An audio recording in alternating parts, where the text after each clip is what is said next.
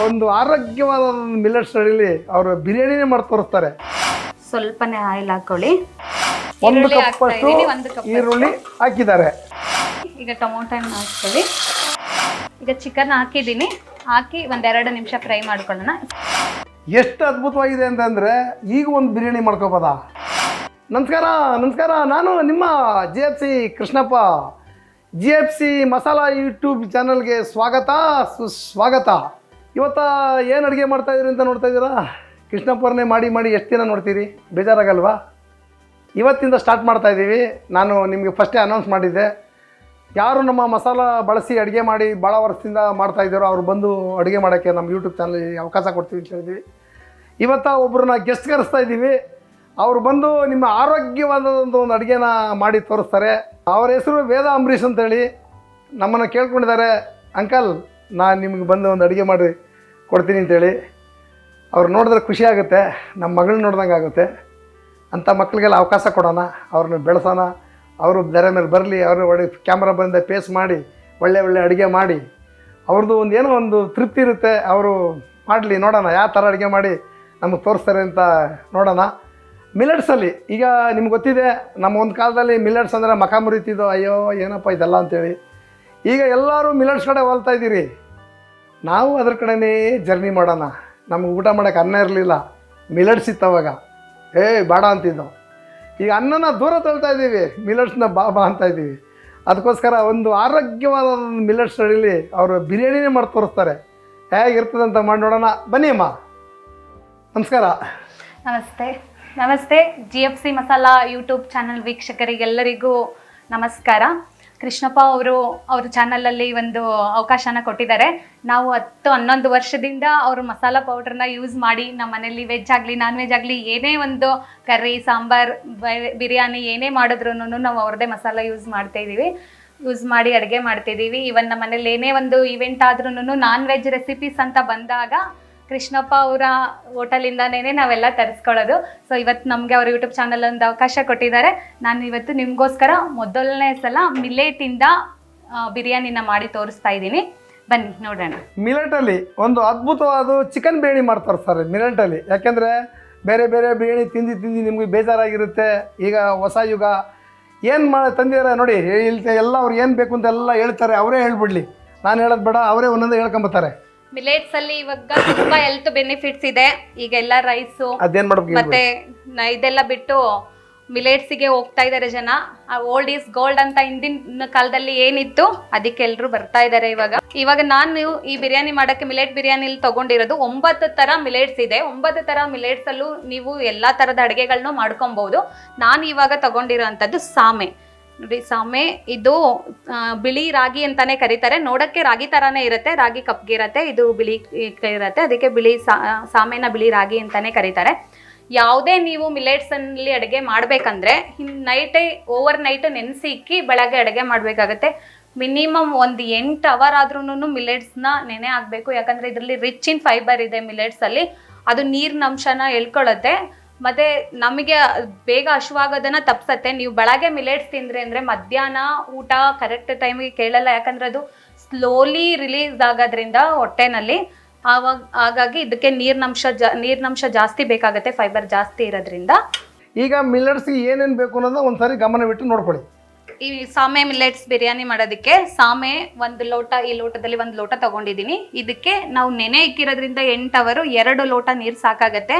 ನೀವು ನೆನೆಸಿಲ್ಲ ಅಂದರೆ ಇದರಲ್ಲಿ 5 ಲೋಟ ನೀರು ಬೇಕಾಗತ್ತೆ. ಆದರೆ ಯಾವಾಗಲೂ ನೆನ್ಪಿಟ್ಕೊಳ್ಳಿ, ಮಿಲೆಟ್ಸ್ನ ನೆನೆಸೇ ತಿನ್ನಬೇಕು, ಇಲ್ಲಾಂದರೆ ಡೈಜೆಷನ್ ಆಗಲ್ಲ.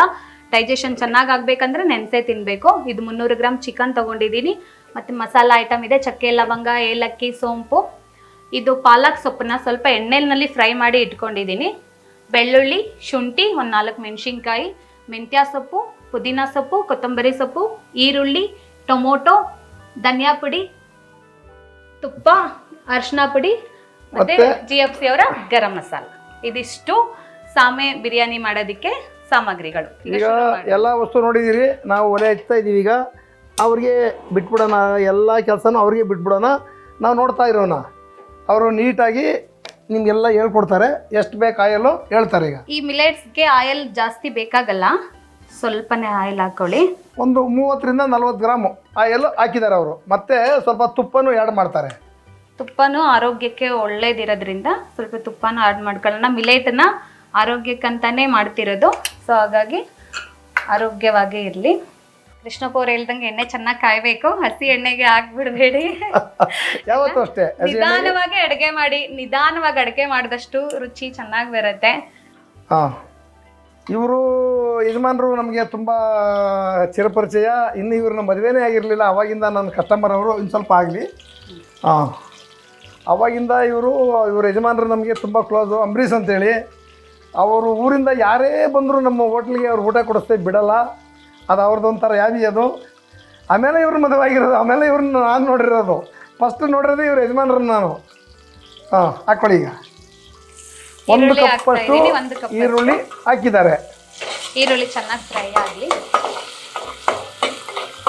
ಈ ಥರ ನೀವು ಯಾರೋ ಅಡುಗೆ ಮಾಡಬೇಕು, ನಮ್ಮ ಚಾನಲಲ್ಲಿ ಬರಬೇಕು ಅನ್ನೋ ಆಸಕ್ತಿ ಇದ್ದರೆ ನಮಗೆ ಕೆಳಗಡೆ ಫೋನ್ ನಂಬರ್ ಬರ್ತಾ ಇರ್ತದೆ.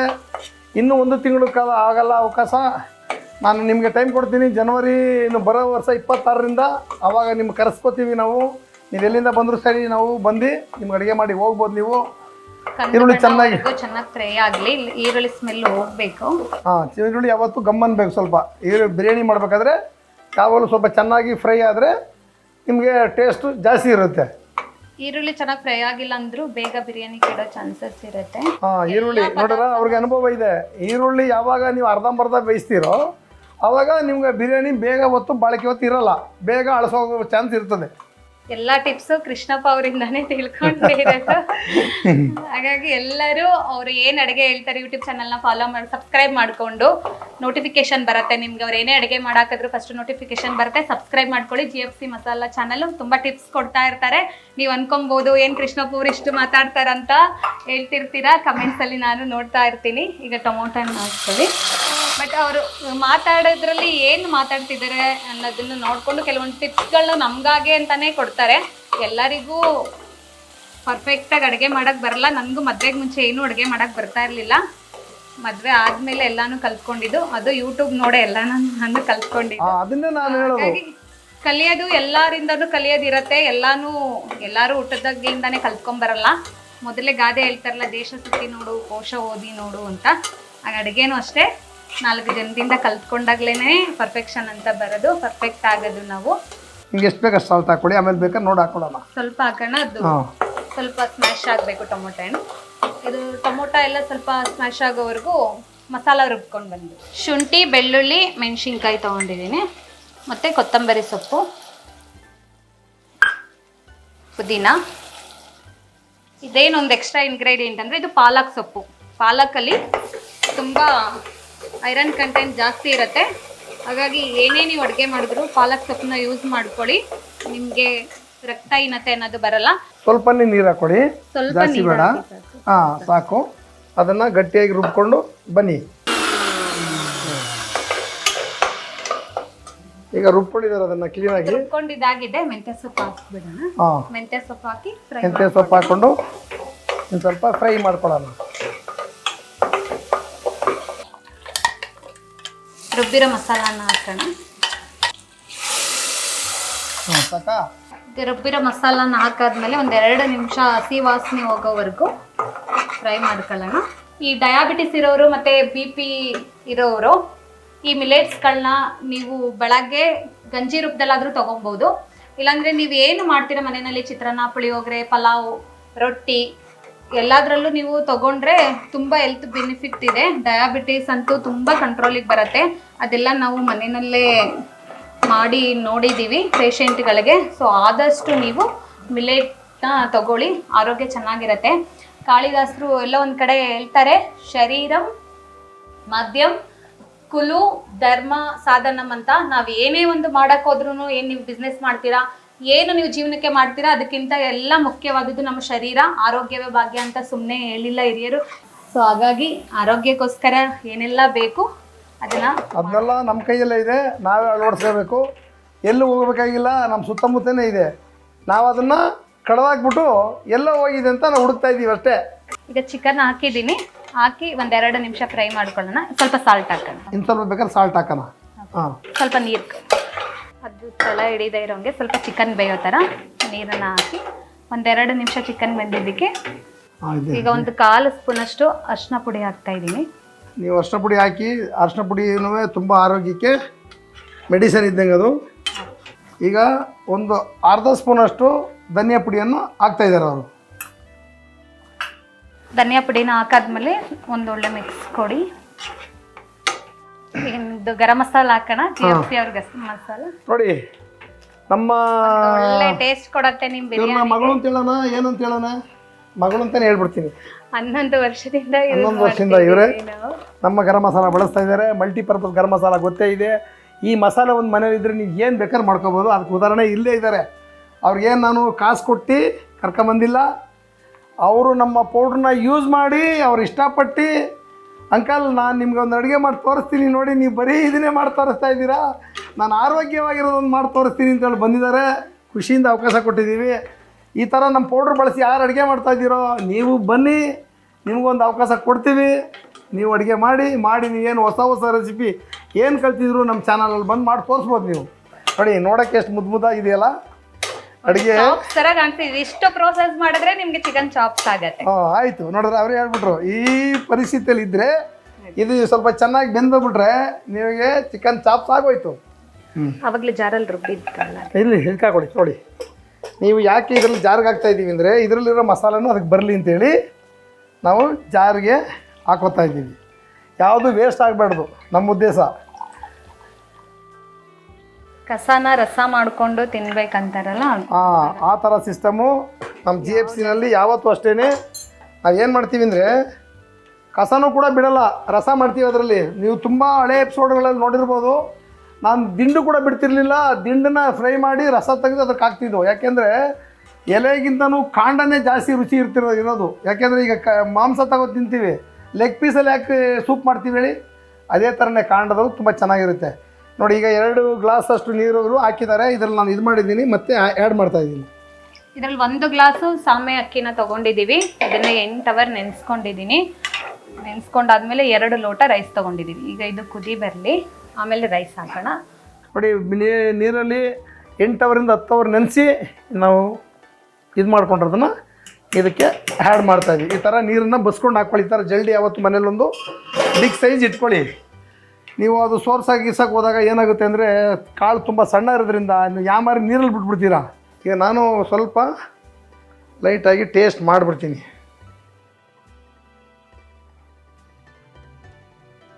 ನಂದು ಸ್ವಲ್ಪ ಸಾಲ್ಟ್ ಕಮ್ಮಿ ಇದೆ, ಅದನ್ನು ನಾವು ಆ್ಯಡ್ ಮಾಡ್ಕೊಳ್ಳೋಣ. ಒಂದಿನ ಸ್ವಲ್ಪನೇ, ಜಾಸ್ತಿ ಬೇಕಾಗಿಲ್ಲ, ಒಂದಿಷ್ಟು ಕಡಿಮೆ ಇದೆ ಅಷ್ಟೇ. ಯಾಕೆಂದರೆ ನಾವು ಪದೇ ಹೇಳ್ತಾ ಇರ್ತೀವಿ, ಅಡುಗೆ ಊಟದಲ್ಲಿ ಯಾವತ್ತೂ ಒಂದು ಸ್ವಲ್ಪನೂ ಸಾಲ್ಟು ಜಾಸ್ತಿನೂ ಆಗಬಾರ್ದು, ಕಮ್ಮಿನೂ ಆಗಬಾರ್ದು. ಪರಿಪೂರ್ಣವಾಗಿದ್ದರೆ ಮಾತ್ರ ಅದು ಚೆನ್ನಾಗಿರೋಕ್ಕೆ ಸಾಧ್ಯ. ಓಕೆನಾ? ಈಗ ಮುಚ್ಚಿಬಿಡ್ಬೋದಾ?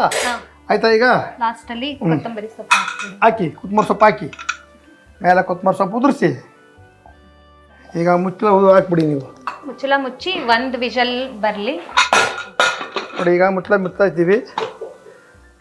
ಮಿಲೆಟಲ್ಲಿ ಬರೇ ಏನು ರೊಟ್ಟಿ, ಸಜ್ಜೆ ರೊಟ್ಟಿ ಅಥವಾ ಈ ಸಾಮೆ ಮುದ್ದೆ ಇದಿಷ್ಟೇ ಮಾಡ್ಬೋದು ಅಂತ ಅನ್ಕೊಂಬೇಡಿ. ಇನ್ನು ತುಂಬ ವಿಧದಲ್ಲಿ ಎಲ್ಲಾನು ಅಡುಗೆನೂ ಮಾಡ್ಬೋದು. ವಿತ್ GFC ಗರಂ ಮಸಾಲ ಜೊತೆಗೆ ಟೇಸ್ಟಿಯಾಗಿ ಇರುತ್ತೆ. ಏನು ನೀವು ಅಕ್ಕಿನಲ್ಲಿ ಮಾಡಿಕೊಂಡು ಬಿರಿಯಾನಿ ತಿಂತೀರಾ ಅದೇ ಥರ ಟೇಸ್ಟ್ ಬರುತ್ತೆ ಇದರಲ್ಲಿ. ಸೊ ಹಾಗಾಗಿ ರುಚಿಯಾಗಿ ಇರುತ್ತೆ. ಆದರೆ ಆರೋಗ್ಯಕ್ಕೆ ಬೇಕಾಗಂತ ಮಿಲೆಟ್ಸಲ್ಲಿ ಗರಂ ಮಸಾಲಾನ ಯೂಸ್ ಮಾಡಿ ರುಚಿಯಾಗಿ ನಿಮಗೆ ಏನು ಉಪ್ಪಿಟ್ಟು, ದೋಸೆ ಮುಂದಿನ ದಿನಗಳಲ್ಲೆಲ್ಲ ತೋರಿಸ್ತಾ ಹೋಗ್ತೀನಿ, ನೀವು ನೋಡ್ತಿರ್ತೀರಾ. ಇಂಥವ್ರಿಗೆಲ್ಲ ನಾವು ಅವಕಾಶ ಕೊಟ್ಟಾಗ ಖಂಡಿತ ಇವರು ಒಂದು ಫೇಸ್ ವ್ಯಾಲ್ಯೂ ಸಿಗ್ದಂಗೆ ಆಗುತ್ತೆ. ಆಮೇಲೆ ಇವ್ರದ್ದು ಒಂದು ಯೂಟ್ಯೂಬ್ ಚಾನಲ್ ಇದೆಯಾ? ಮಾಡ್ತಾ ಇದ್ದೀರಾ? ಮಾಡೋಣ ಅನ್ಕೊಂಡಿದ್ದೀವಿ. ಮಿಲೆಟ್ ಇದೇ ಥರ ಇವರು ಇಲ್ಲಿ ಮಾಡ್ತಾ ಇವರು ಒಂದು ಯೂಟ್ಯೂಬ್ ಚಾನಲ್ನ ಸ್ಟಾರ್ಟ್ ಮಾಡೋರು ಇದ್ದಾರೆ. ಜನಗಳಿಗೆ ತಲುಪಬೇಕು ಆರೋಗ್ಯದ ಏನಿದೆ, ಒಂದು ರೆಸಿಪೀಸ್ಗಳಾಗಲಿ ಅಥವಾ ಒಂದು ವಿಷಯ ಆಗಲಿ ಎಲ್ಲರಿಗೂ ತಲುಪಿಸ್ಬೇಕು, ಸಾಧ್ಯವಾದಷ್ಟು ತಲುಪಿಸ್ಬೇಕು ಅನ್ನೋದು ನಂದು ಉದ್ದೇಶ ಇದೆ. ಮುಂದಿನ ದಿನಗಳಲ್ಲಿ ಯೂಟ್ಯೂಬ್ ಚಾನಲ್ ನಾನು ಓಪನ್ ಮಾಡ್ತೀನಿ. ಅಲ್ಲಿ ಅವರು ಕೃಷ್ಣಪ್ಪ ಅವರು ಅವಕಾಶ ಕೊಟ್ಟಿದ್ದಾರಲ್ಲ, ಅದನ್ನು ಸದುಪಯೋಗ ಮಾಡಿಕೊಂಡು ನಿಮಗೆ ಒಳ್ಳೆ ಆರೋಗ್ಯಕರ ಅಡುಗೆಗಳನ್ನ ತೋರಿಸ್ತಾ ಬನ್ನಿ. ಈಗ ಇದೇನು ಬಿಸಿಲು ಕೂಗ್ತಾ ಬರ್ತಾ ಇದೆ, ಅಲ್ಲಿವರೆಗೂ ಸ್ವಲ್ಪ ವಿರಾಮ ತಗೊಳ್ಳೋಣ, ಮತ್ತೆ ಇದನ್ನು ಟೇಸ್ಟ್ ಮಾಡಿ ನಿಮಗೆ ಹೇಳ್ತೀನಿ.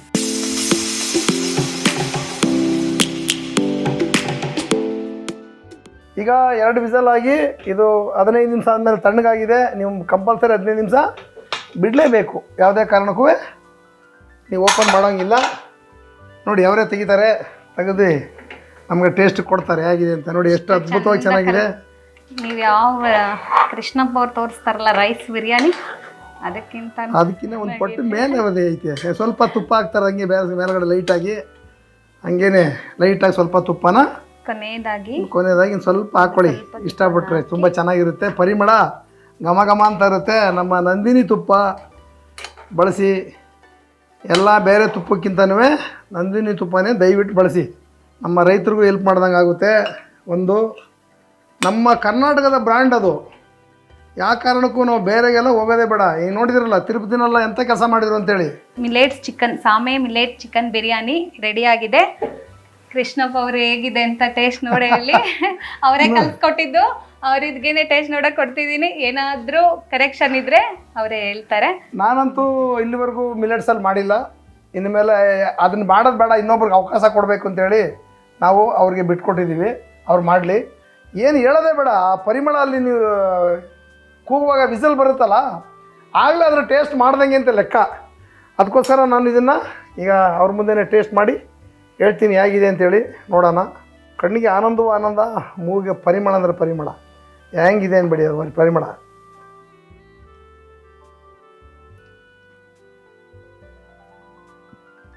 ಹೇಳೋಕ್ಕೆ ತೀರ್ದು ಎಷ್ಟು ಅದ್ಭುತವಾಗಿದೆ ಅಂತಂದರೆ, ಈಗ ಒಂದು ಬಿರಿಯಾನಿ ಮಾಡ್ಕೋಬೋದಾ? ಈಗ ಒಂದು ಬಿರಿಯಾನಿ ನೋಡಿ ಮಿಲೆಟ್ಸಲ್ಲಿ ನೀವು ಮಾಡ್ಕೊಳ್ಳಿ, ಆರೋಗ್ಯವಂತರಾಗಿರ್ತೀರ. ಇಂಥ ಹೊಸ ಹೊಸ ಅಡುಗೆಗಳನ್ನ ಮಾಡೋಣ, ತೋರ್ಸೋಣ, ಎಲ್ಲರಿಗೂ ಮೆಚ್ಚುವಂಗೆ. ಇನ್ನೂ ಆರೋಗ್ಯದ ಅಡುಗೆಗಳ ಬೇರೆ ಬೇರೆ ಇದೆ, ಇನ್ನು ಹೆಲ್ತ್ ಟಿಪ್ಸ್ ಎಲ್ಲ ತುಂಬಾ ಇರ್ತದೆ, ಹೇಳ್ತಾ ಹೋಗ್ತಾ ಇದ್ದೀವಿ. ನೋಡಿ ಈ ಥರ ನೀವು ಬಿರಿಯಾನಿ ಮಾಡ್ಕೊಳ್ಳಿ. GFC ಮಸಾಲೆಯಲ್ಲಿ ಅಡುಗೆ ಮಾಡಿ ತಿಂತಾ ಇದ್ರೆ ಹಾಗೆ ವಾಹ ಅಂತೀರ. GFC masala with healthy millets food ಜೊತೆಗೆ ಮಾಡ್ಕೊಳ್ಳಿ. ಇದೇ ಥರದ್ದು ಹೆಲ್ತಿ ಮಿಲೆಟ್ಸ್ ಫುಡ್ಗಳು ಮಾಡ್ತಾನೆ ಇರ್ತೀನಿ, ಜೊತೆಗೆ ಹೆಲ್ತ್ ಟಿಪ್ಸ್ಗಳು ಕೊಡ್ತಾನೆ ಇರ್ತೀನಿ. ಅದಕ್ಕೂ ಮುಂಚೆ ನೀವೇನು ಮಾಡಬೇಕಂದ್ರೆ GFC ಮಸಾಲ ಚಾನಲ್ನ ಸಬ್ಸ್ಕ್ರೈಬ್ ಮಾಡ್ಕೊಳ್ಳಿ. ನಾವು ಮಾಡುವಂಥ ಎಲ್ಲ ಅಡುಗೆನೂ ಮೊದಲು ನಿಮಗೆ ನೋಟಿಫಿಕೇಶನ್ ಬರುತ್ತೆ. ಸಬ್ಸ್ಕ್ರೈಬ್ ಮಾಡಿ, ಆಲ್ ಬಟನ್ ಅಂತ ಪ್ರೆಸ್ ಮಾಡಿ, ನೋಟಿಫಿಕೇಶನ್ ನಿಮಗೆ ಮೊದಲು ಬಂದು ತಲುಪತ್ತೆ. ಎಲ್ಲರಿಗೂ ನಮಸ್ಕಾರ.